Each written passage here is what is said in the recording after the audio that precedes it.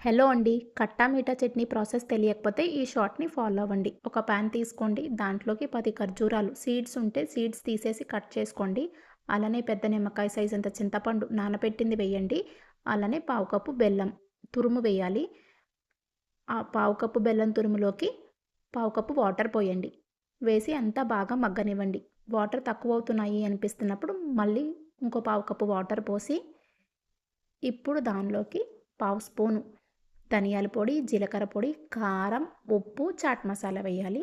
వేసి ఈ మసాలాలన్నీ కూడా ఆ పేస్ట్‌కి పట్టేంత వరకు మగ్గనించండి. మళ్ళీ వాటర్ తక్కువ అవుతున్నాయంటే ఇంకో పావు కప్పు వాటర్ పోసి పేస్ట్ అంతా మగ్గిపోయి దగ్గరికొచ్చేసాక స్టవ్ ఆఫ్ చేసుకొని కంప్లీట్‌గా చల్లారనివ్వండి.